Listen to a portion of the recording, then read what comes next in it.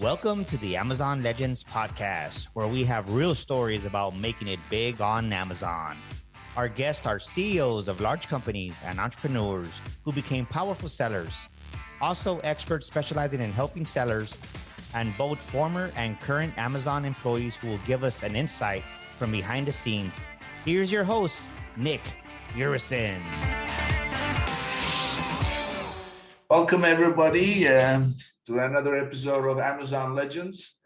And today I have a guest who has a very different approach. Now, people start thinking about Amazon and they are always thinking about Amazon. How do we do this on Amazon? But really, Amazon approach is building a business approach. It's not, you can't just build an operation just for Amazon. It has to be a true business operation in all aspects of it. So today's guest is doing exactly that, and his name is Zach Cohen.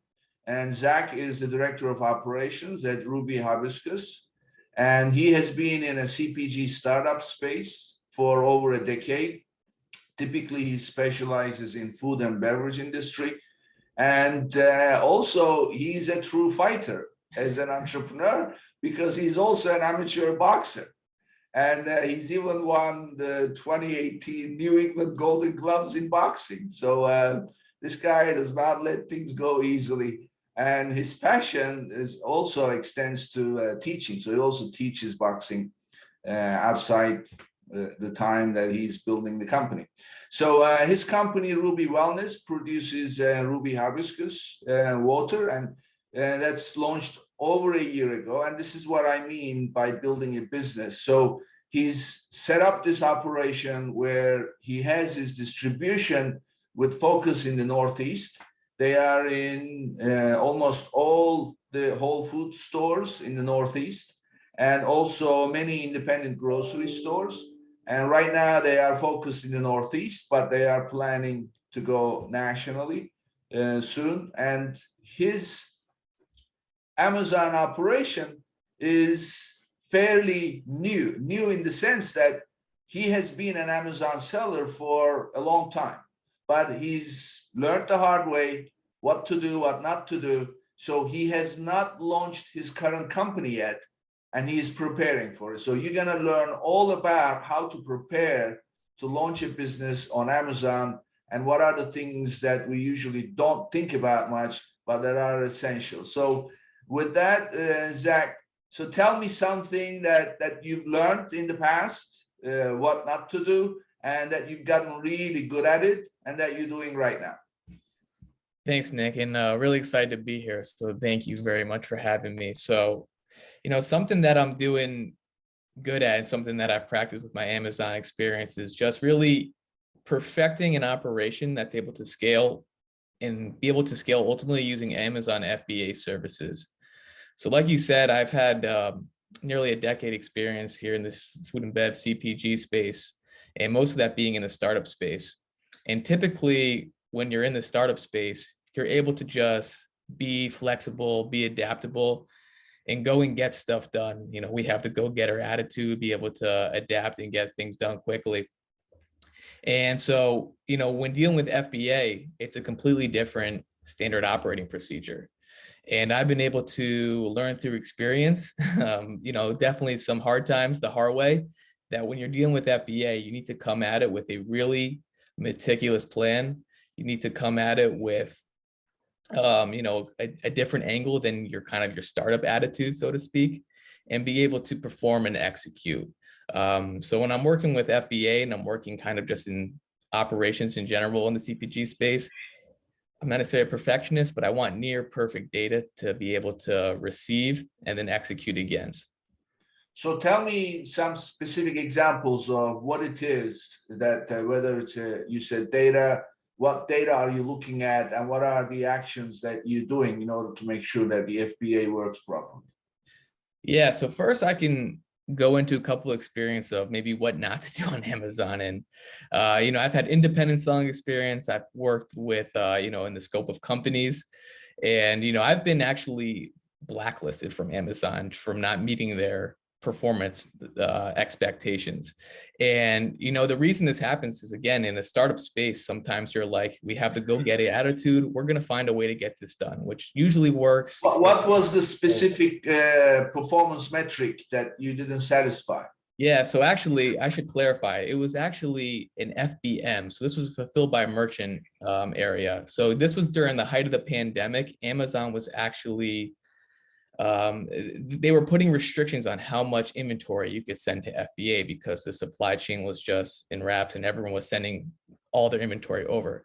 So they put restrictions on how much inventory that we could send. And because of that, our demand was higher than the supply available at FBA. So the typical situation there would be just to switch our FBA services to be able to fulfill our orders by fulfilled by merchant. And we did so. We pivoted. We were shipping the orders, fulfilling the orders on time. However, we were using a 3PL at the time, and they were shipping the orders on time, but their API system wasn't including the tracking into the Amazon dashboard.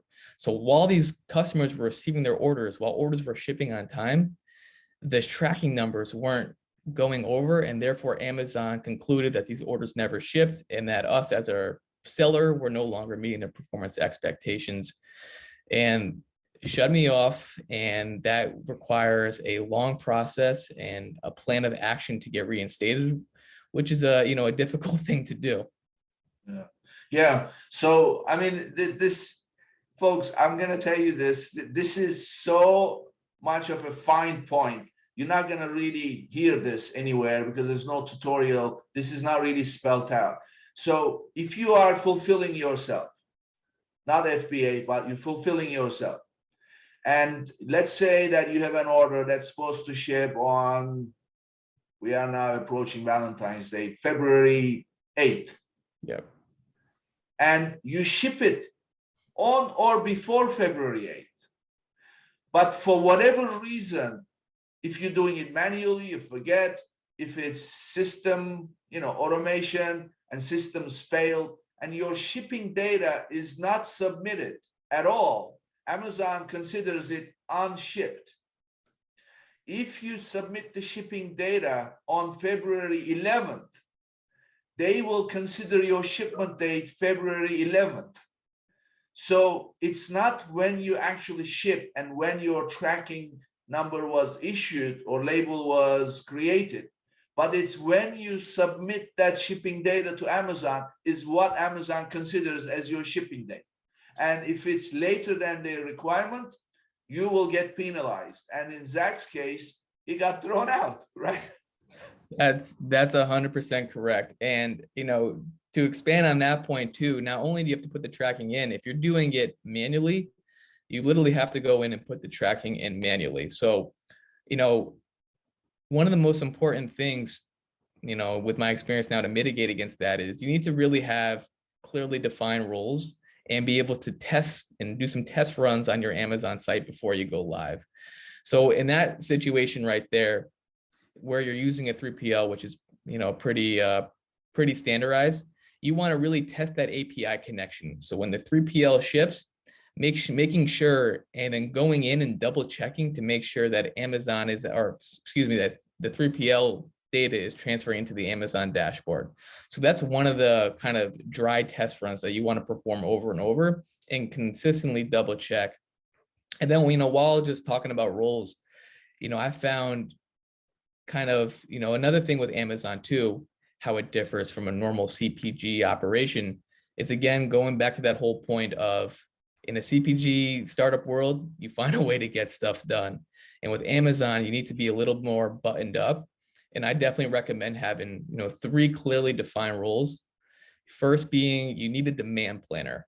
So that demand planner, whether they're in sales, whether they're in ops, you want them getting you as close to perfect data as possible of the velocity per warehouse. Typically, FBA will allow you to send to 2 or 3 warehouses, usually one on the East Coast, one Central, maybe one on the West Coast, or vice versa, depending where you are located. And you want to understand your velocity per SKU and start understanding how long it's taking Amazon to get your inventory into their system. And it might fluctuate, especially recently with COVID times where, typically something might get entered into their system in 10 days, but now it might be entered in 20 to 30. So I think it's really important to have someone who's tracking that and understanding what's your slack time and how long it's going to take me to send inventory to Amazon and when that ultimately that's going to be received. And then second, obviously you need someone on the marketing side of Amazon, really honed into your listings, really looking at your keywords, looking at your pictures. And Amazon, again, is a different beast. Typically you're working in marketing or you're working operations and you're working with real people. I've always found that in Amazon, you're appealing to robots, you're appealing to some type of automation. On the ops side, you're appealing to a velocity algorithm, which is taking in demand, supply. And on the marketing side, you're appealing more to a psychological algorithm, which is taking your keywords, which is taking your listings and trying to see if this is going to scale and if it's going to meet your customers' expectations. So those are kind of the two roles that you definitely need to have. Someone really on the ops side, really working with the inventory, making sure that you're getting it prepared properly and then getting it over to Amazon. And then a demand planner, making sure that that inventory is being tracked, have a velocity there. And then last but not least, of course, how you're going to get this to the customer. Yeah, so you mentioned demand planning and you mentioned the keywords and algorithms. So how do you make sense of the analytics that Amazon provides or they have provide, because you need to download, look at it, analyze it, and how do you make sense of it, and what do you use, what do you feel is most useful to you? Yeah, so this is one of my biggest gripes with Amazon is the reporting features and the selling dashboard it doesn't necessarily give you the best analytics. So I keep it offline separately. So just using Google Sheets, using Excel is just tracking that data and making it a part of your everyday kind of SOP. Just going into Amazon, collecting whatever data that is, looking at your sales per unit, looking at your performance notifications, looking at your seller reports, bringing that data offline, tracking it in Google Sheets, Excel, whatever, spreadsheet tool you like best. And then I like to just, perform some formulas to understand my demand, understand velocity. And then most importantly, use that instrument to have real good communication with the other members of the team. So if it's sales and marketing, being able to say, listen, here's our velocity. Here's when I suggest that we reload our inventory. And then you can have that discussion. I think, again, with Amazon, communication is really key if you're working in a team. Really understand, all right, we have a prime deal set up for X day. How can we then take all this data and then, be in stock in Amazon? Because if you're not in stock, Amazon's going to ding you. Yeah. So what I'm hearing is really you need to do your own work in terms of what data you should be looking at. You need to daily go into Amazon, get that data, and then put it into the format that you have set up. That 100%. And then share it across the organization. Definitely. And for me, I'll say that was my biggest learning curve was you just figure that Amazon's such a innovative company, such a futuristic company that we're going to be able to get this reporting that Amazon's going to tell me all this data. They'll tell me what to ship. They'll tell me that. And let me tell you, I got burned so hard just not keeping my own data. And, I was relying on the Amazon dashboard, relying on the Amazon team that we were, onboarding with at the time. And I found 9 times out of 9 times, you have to keep the data separate. You need to track it yourself. And ultimately, you need to make your own decisions, not rely on what Amazon's telling you. Yeah, I mean, this is so right. This is why it's so important to take this as a business and treat it with the kind of respect that it needs, where you don't rely on Amazon, because Amazon system is just a system that doesn't know your business. And you need to get intimately familiar with your data, not necessarily become a data scientist, but you need to know what information you should be looking at. If you want to buy more inventory, inventory is out, your sales will stop. So something that you may have done really well promoting, you now have steady stream of orders coming in, and it will stop if you don't have inventory. And inventory will come from the data that you are looking at every day. And so you need to know where it is, where you find it, and how you use it. So that's key, and looks like you're doing that. Cool. Yeah. So let's talk about some, high level. Obviously you have experience with Amazon, but really your approach is a business approach. You are setting up your distribution. You've done the Northeast. So what do you see as the biggest opportunity that Amazon presents, and what are the challenges that come with it? So Amazon obviously presents just that whole world of extra consumers. We talk about keywords. Amazon always is going to own that initial keyword.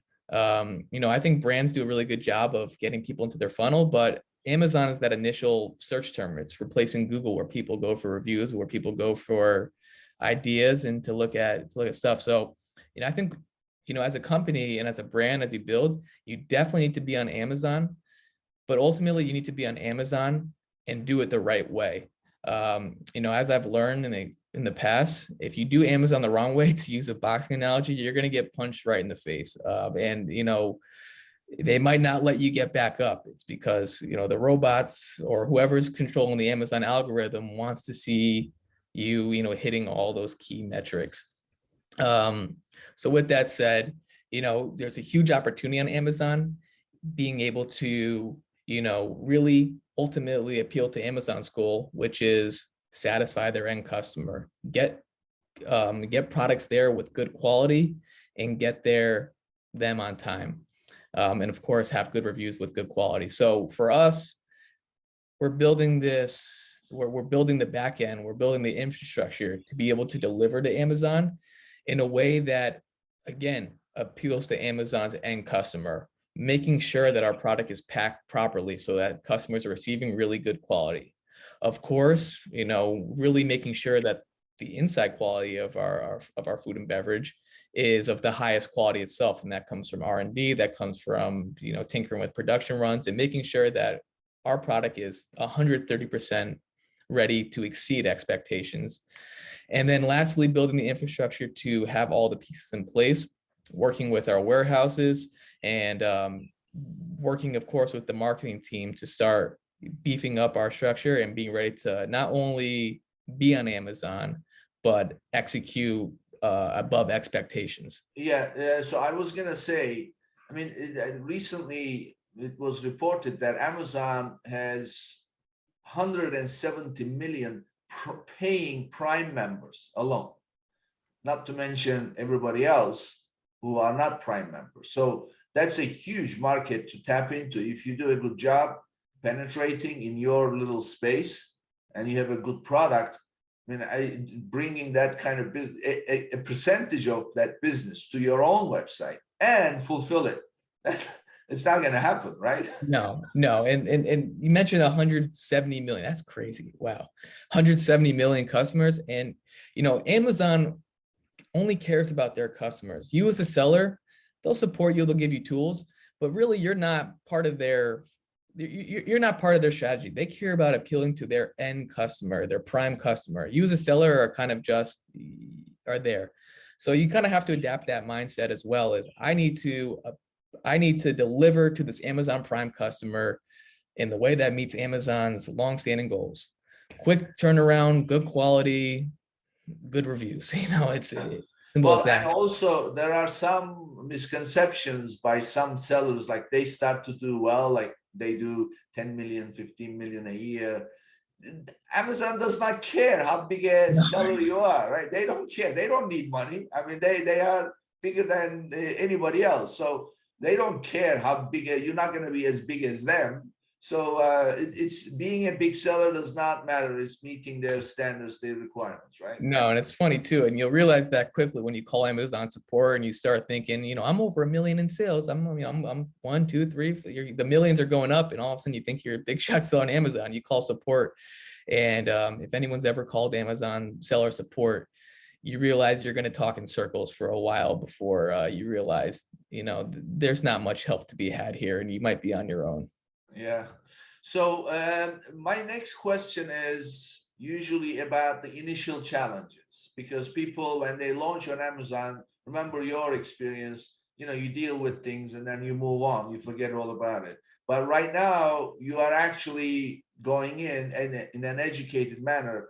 What are the things that you are deliberately putting in place so that you don't have those challenges? Amazon operation does not fit into your business operation. Instead, they are streamlined. So give us some of those.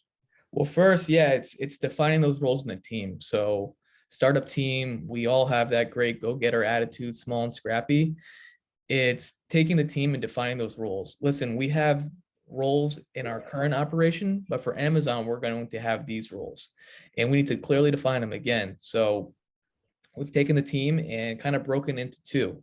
And that was first and foremost saying, all right, this is how we fulfill to, wholesale. This is how we fulfill D2C, but this is how we're going to fulfill to Amazon. And this is going to be a completely different standing operated procedure. And, kind of get out of that mindset of where we're currently at when we deal with Amazon. Second is really, really communicating with our 3PLs and warehouses. So we're using them right now. And, as I mentioned, that was the biggest way I've been burned by Amazon. So we're doing dry test runs, making sure that we're all synced up. We're making sure, and, again, I've learned the hard way, I'm going to be at the warehouse for the first couple times, putting those Amazon FBA labels on the pallets, putting them on the cases, and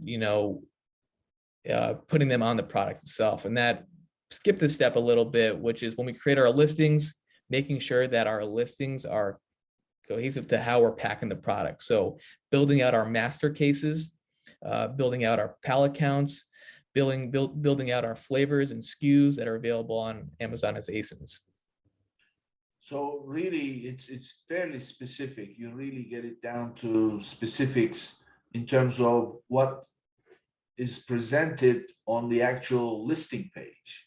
Right? Because a lot of the times, I remember my own Amazon experience at the beginning, we had information for our products, our SKUs on our system. And then when it came down to submitting it to Amazon, suddenly we have so many fields that they want information for, and you don't have it. You don't have it, and it becomes a chore, and you just start copying, pasting, going to other websites and picking up stuff. That doesn't work. You need to work with real information. You need to go measure and things like that, right? That's correct. And I probably should have talked about that too. We've launched almost a year now too, and we've been collecting all that data. So we have that again offline in separate spreadsheets, all of our product counts, all of our current UPCs and EANs, which how we're going to convert those to ASINs. We have all of our size, we have our case packs. So we have all that information. So transferring to Amazon should be pretty swift, but that's kind of, that's been going on for over a year. But yeah, it's definitely important to have all that information, keep it offline, keep it safe, and have all that data, because you're going to need it for other stuff too, as well as Amazon. But yeah, Amazon will ask you for everything, and it's pretty crazy just when you really think of the grand scope of what an ASIN is. It's just Amazon's own standard identification number, and it's just really, I think for me, kind of polarizing and crazy to think how big Amazon is, that they have their own unique identification number and it can spread across thousands of sellers in every country in the world. It's pretty insane. But yeah, just another indicator of how big and massive the potential in Amazon is. Yeah. So I mean, the point you're making is, when I work with my clients, usually what I have is 6 different areas of work, and one of them is called catalog management. Yeah. So that's what you're talking about. So you got to have your catalog management in place, where for every single item, you have a consistent way of producing SKUs of your own, and then assigning them to UPCs, and then gathering all the information about for example, their dimensions. And there are 3 different dimensions. There's the actual item dimension, and then there's the package dimension, and then there is the FBA package dimension, because you may have to repack them. So you need to have them all. And people say, oh my God, why do I need all of this? No, no, no, no. You have to just, hang in there and gather all that information, the weights and the volumes. And then you have the FBA fee. And if you ship it yourself, your FBM fee, Yep. of course, the cost. I mean, you got to have that in your catalog data, which then ties to, all the rest of the data that you need to use, right? For sure. And, it sounds, as we talk about it, it sounds kind of big and grand, but I want to, definitely let people know it's not rocket science at all. It's just it's just being really organized and meticulous with the items and keeping them in one place where they can easily be found, and then be available to the team for good communication. So it's definitely not rocket science. It's just keeping, it's as simple as a simple Excel sheet with, your master tab with all that information, and then you can kind of break it up into your bundles and packs. But it's really not rocket science. It's just really paying attention to it, not being lazy with it, and understanding just having this information is going to pay for itself well over that time it takes to write a couple extra columns is going to be well worth it. Yeah, well, Zach, you know how it is. When you know something, it's easy, right? Yeah, right. But it's, I think you're right. I mean, it's not difficult. It's the awareness and the attitude towards it. Because first of all, if you don't know anything and people say, oh, where is your list of products? You don't know anything, so you don't have anything. Yeah. The other thing is, if you because a lot of people have this technology, the phobia that, this is not for me, just call the guy. No, you have to prepare yourself mentally to deal with things like this. So if your mentality is the right one, then you'll get over it. So, okay, let's figure it out. But if suddenly you're dismissing and it's too much for you and it's not for you, then obviously it gets harder. And without the awareness, then now you've got a problem in your hands. Something easy becomes, a big deal. For sure. And then, going back to, the worst that can happen, Amazon will take you right off of that site too. So, you definitely, it's there's pros and cons, and, it's a game to play that you have to prepare for. Yeah. So you mentioned earlier that you were doing FBM, FBA. So let's talk about some of the pros and cons of FBA and FBM. Yeah, FBA is obviously great because, fulfilled by Amazon means that you're sending inventory directly to Amazon, and the Amazon then, so it's going to two kind of centralized warehouses, maybe three. Amazon's then sending that all over to their micro fulfillment centers. And me as a Prime customer now can go on Amazon, and anytime I order one of those products, it's going to be able to ship in 1 to 2 days. And Amazon technically takes responsibility for that shipment. So there's fees to pay with FBA. There's the warehousing aspect of it. There's FBA fees, but it's great because Amazon is technically shipping the products and everything's available as Prime. And we can all kind of agree probably that, those Prime products are going to be pushed to the top of the algorithm. So there's definitely a lot of benefits to FBA. FBM is the fulfilled by merchant aspect, which is probably similar to, if you're a startup company, how you might be fulfilling your D2C customers, your online store. Basically, an order comes in through Amazon.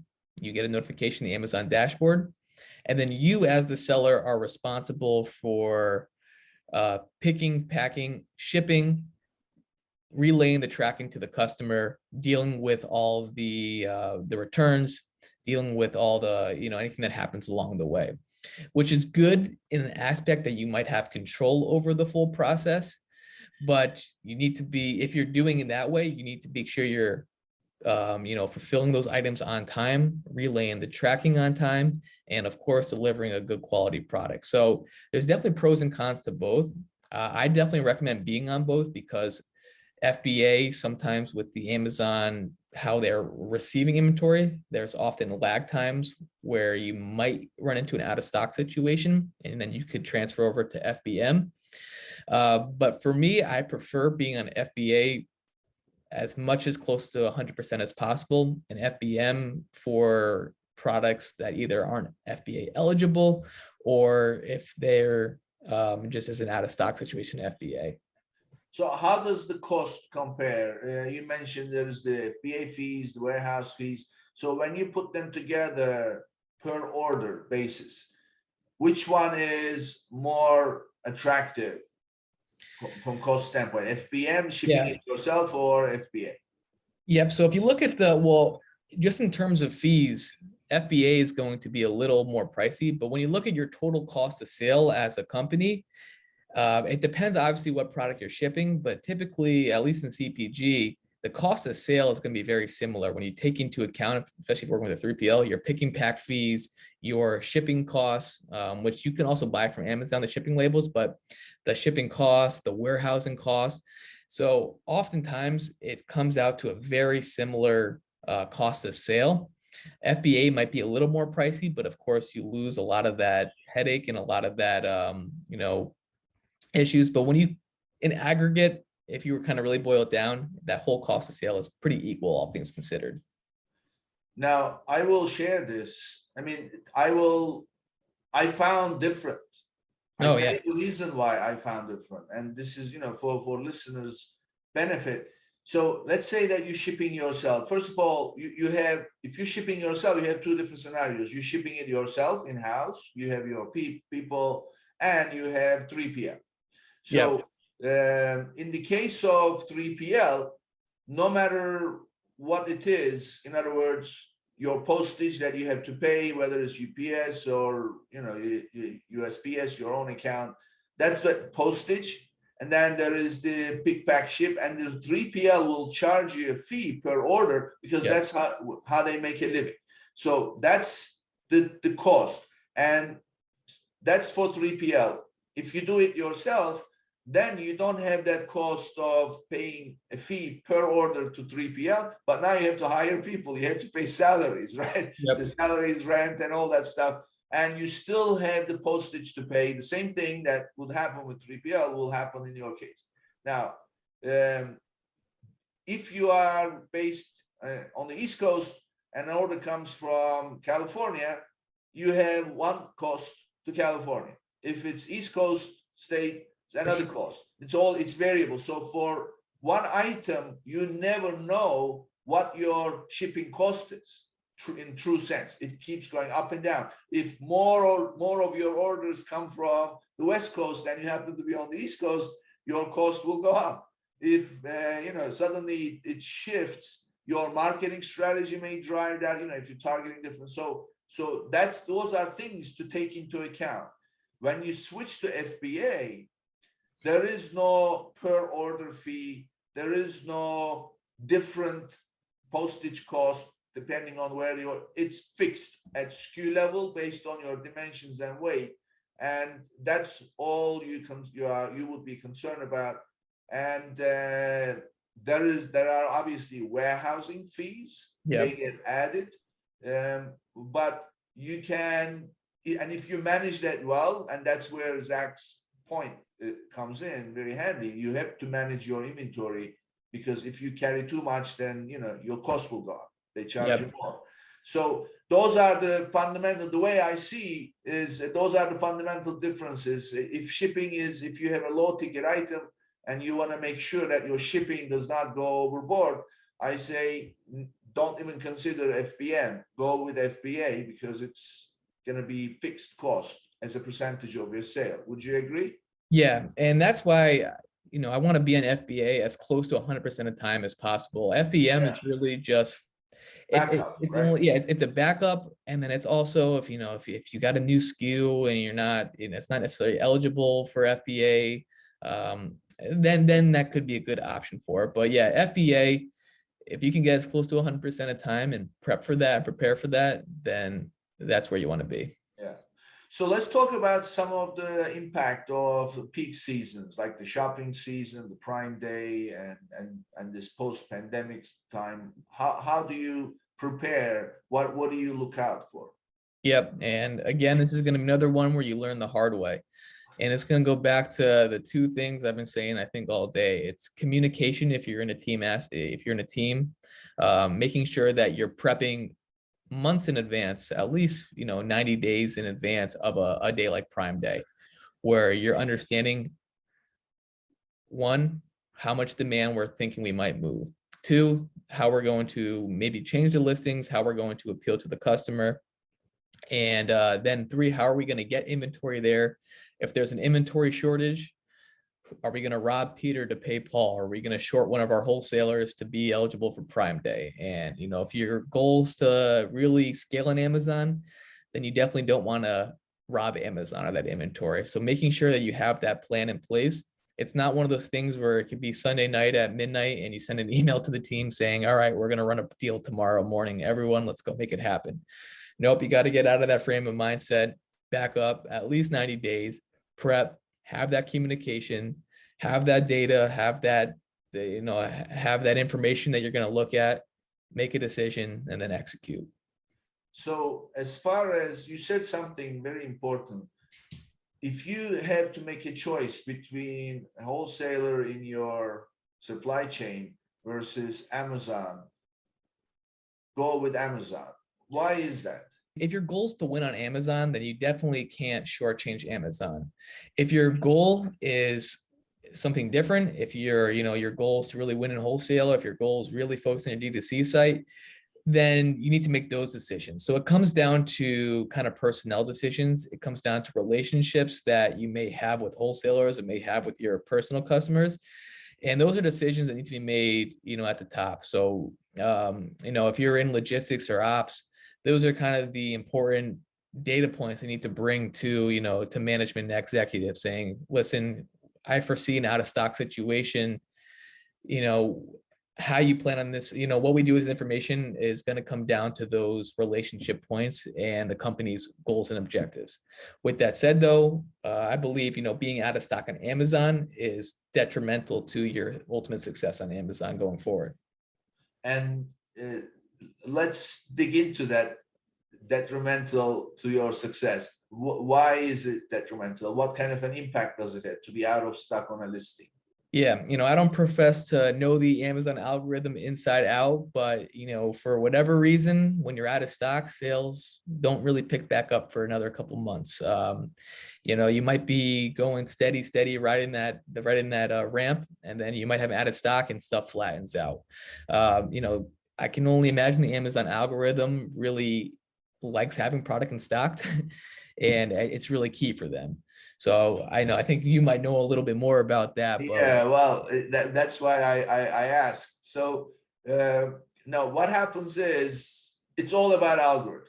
So if you think about this, you mentioned customer experience, satisfying the customer. That's what Amazon is about. So if you think about this, somebody comes to Amazon's website, they type in a keyword and products come up and they click on a product. They have 20 listings on that first page that are organically displayed, which is where everybody wants to be because you don't want to pay. So they see 20, they click on one and they like what they see, what they read, and then they click add to cart and they check out. So in Amazon's eyes, that product is a successful product that provided good customer experience because customers searched keyword and clicked on a listing and ended up buying it. If 100 people click on a listing and 50 of them buy, that's 50% success on that product. So now, if this is happening consistently, what that means is you're getting orders consistently. So Amazon algorithm decides, give me the listings that achieve the best conversion, that achieve the most consistent trending orders, listings with orders, that have the best seller rating. In other words, not just the listing. The seller also has to have positive. Most people don't even look at the seller rate. Seller also has to be good. Those ones show up. So now what happens when you run out of stock? And then we go back to our customer. Zero. Not happy.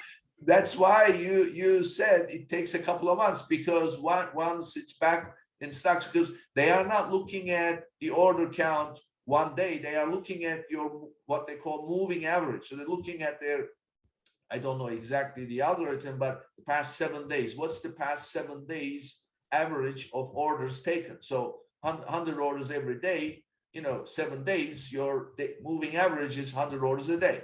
And suddenly day 8, inventory is out. Now 700 divided by 8. Then 700 divided by 9, 700. So your moving average starts to take a nosedive, and then it hits the floor. Then finally you have stock. It starts to come back up, but that's why it takes a couple of months. So that's why moving and running out of inventory is, as you put it, detrimental to your success. Yeah, and I think I mentioned earlier, you're on the ops and inventory side, you're really appealing to a velocity algorithm, and they don't care. I mean, they don't care that you've been out of stock. They don't care what personal problems might be going on in the company. They don't care. Meanwhile, with a distributor or your own customer, you might be able to have that real life person-to-person conversation, letting them know, hey, we're going to be back in stock next week. We can do this. We'll ship it directly to you. Heck, I'll even go drive the inventory personally to you. So you can have those conversations, especially in the startup world. Amazon, you can either have inventory or you don't. No, exactly. So let's talk about what it takes to be successful on Amazon as a team. What is the makeup of a team? And you actually covered them a little bit, but let's dig into it. So, and cover this from the standpoint of knowing what you know, and you seem to be already applying it during startup of the Amazon operation and during growth. What is the team makeup, and what is a good idea to outsource, and what is a good idea to keep in-house? Yeah, it's a great question. Definitely in the Amazon, everyone needs to put on an Amazon hat, and you need to have clearly defined roles again.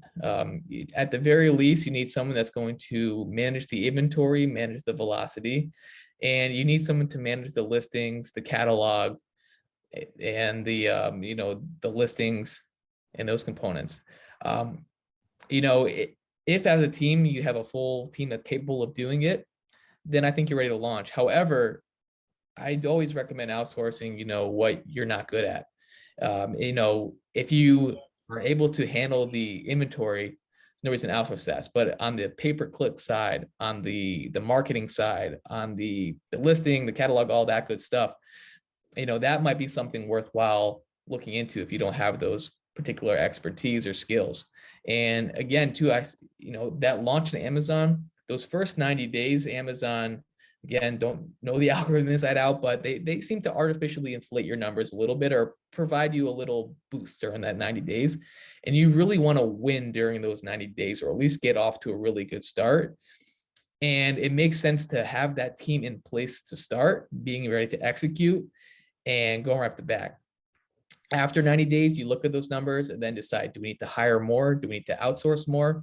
Or are we going with what we're going? And if you do everything right in those first 90 days, then you might want to have a plan to start growing, maybe at least by 6 months, with hiring people or outsourcing more. So what I'm hearing is when you launch, by the way, they call it the honeymoon period. And I'm sure that you've seen, for some sellers, right next to their name, it says just launched. Yep. So they artificially push those sellers' listings to the forefront. They come up more. So what I'm hearing really is there is no room for learning curve when you launch. You need to know what you're doing so that you can maximize your efforts in the first 90 days. Would that be right? I 100% agree with that. And previously, again, just being inexperienced, we're going to figure this out, as we always do. We tend to figure stuff out, and you really miss a huge opportunity. And you spend that first couple months really just backtracking and trying to find stuff out. I highly recommend going in with experienced people, or at least at least being able to study and being able to launch and really own that first 90 days. And I think that provides huge potential. Yeah, yeah. I mean, that's really what I was getting at. So there is a huge opportunity cost. And the other thing that I found with Amazon is things that you do wrong or things that you do late, they have irreversible damages on your account because everything is about data. They're collecting it, like, for example, your moving average. So think about this. If you get 5 orders, the day you launch, you get 5 orders, and then 6, 7, 8, 9, 10, and it starts to go up, your moving average is going up. But you launch with you don't know what you're doing. So let's get the listings up and then we'll figure it out. And you got 0, 0, 0, 0, and then one day suddenly you get something and then it drops. You're nowhere, right? Definitely. And I look back to like, my most successful Amazon, came in year 3. And I just think about, I definitely reflect and think about looking at laws of compounding interest. Like, if we would have started right from day 1, where year 3 would have been and year 5 would have been, rather than it was kind of fighting and we'll use another boxing analogy, kind of sparring in the beginning and working out the kinks before we're really ready to take off. And this was, early on too. This is, 6, 7 years ago. This was, where Amazon was huge, but not as big as it is today. And, so you miss out on some of those opportunities. Yeah. So as far as the your entire Amazon journey, so give us, you're going to launch it now. So what are your goals? And tell us about like your multiples. What are you looking to achieve? And what do you think is possible to achieve? What can people expect? Yeah, well, can't get into too many specifics, but definitely have some new innovation on the horizon that we're super, super excited about and think there's a huge potential for it. We're looking to immediately become a category, well, slowly but surely, I'll say, I won't get too ahead of myself, become a category leader in our space. And, the KPIs that we've set for ourselves is to really own that first 90-day launch. The way that we're doing it is we've already got our catalog set up. We're working with our warehouses. We've defined our roles on our team, and potentially working with some outside agencies to really own to own some of the listings as well. So we're prepared to fully launch on Amazon and do so with a really winning strategy. Okay. Yeah, I mean, you've done it before, so you have a totally deliberate approach. So I usually ask at the end, if you could wish one thing for Amazon to change in their policies for sellers, what would that be? I think I talked about at one point the Amazon selling dashboard. For whatever reason, Amazon's this amazing company. It's one of the biggest company, however many $1 billion they're worth, trillions probably. The Amazon selling dashboard, it looks like it was built in 2002. Like the reporting is terrible. It's slow. It's not dynamic. Like I don't know how in this age of new Web3 coming out, that Amazon dashboard, selling dashboard that isn't really helpful. I think. And the data they provide is fairly limited, isn't it? Fairly limited. It's getting less and less. You used to be able to, at least extract some data. It seems to be less and less every year. Yeah, yeah. Well, that was great. So, I mean, this is, you are the perfect example of how to really launch on Amazon for success. Because if you just sign up and just go with it, that's really, it's not the way to do it. So tell us about Zach Cohen. Who is Zach Cohen? Where do you live? What do you do outside of work? And what are your passions? Give us a take. So I'm outside of New York City. I'm in Connecticut, about an hour outside the city, in a great city in Norwalk. Originally from New Haven, Connecticut. And yeah, so when I'm not working in Amazon and operations, passions are boxing and basketball. So we teach it right now. Teach boxing classes. Also help found a youth basketball instruction run by a good buddy of mine, Victor Joshua, who is providing free basketball training to inner city kids in New Haven. And it's a really great program. So those are my passions. Giving back with my sports, I love boxing and basketball. And then right now it's really focused on ruby hibiscus water. Our CEO and founder, Noah Wunsch, is really incredible at what he does and has built an amazing product. And personally, I'm super behind it and really excited about what we're going to do. And, you'll probably see us on Amazon very shortly. And Noah's created a really cool branding experience, and definitely check us out at www.ruby.fun. Oh, that's what I was going to say. How can people find you? And also the company, and as well as you personally. We will obviously put on this on our website for your episode, but give us how people can reach out. Yeah, LinkedIn is probably the best way to find me. LinkedIn/Zach Cohen 2, I think it is. Also on Twitter and Instagram, Zach_Cohen. And then the brand, definitely follow us. Ruby.fun is the website. That's .fun. Also on Twitter, Instagram, Facebook at Ruby4Fun. And do yourself a favor and check it out. You'll see a really, really innovative website, a really innovative experience. And if you go to our website and you text the number there, you can find out your Ruby verse character. And basically we have a whole universe. It's kind of got a sci-fi theme to it. It's super fun. It's super cool. And it's a really different, unique experience. And, hibiscus water is going to be the new big thing. Whole Foods ranked it one of the top 10 trends of the year, and really excited about that. Well, great. Well, thank you, Zach. This was great. And so here you go, folks. You've heard how to do things, and you've also heard what not to do.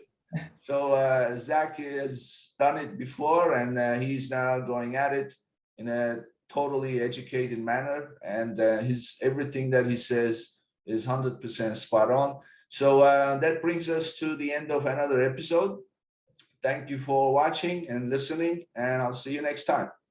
Thank you, Nick, and thank you for having me. Thank you.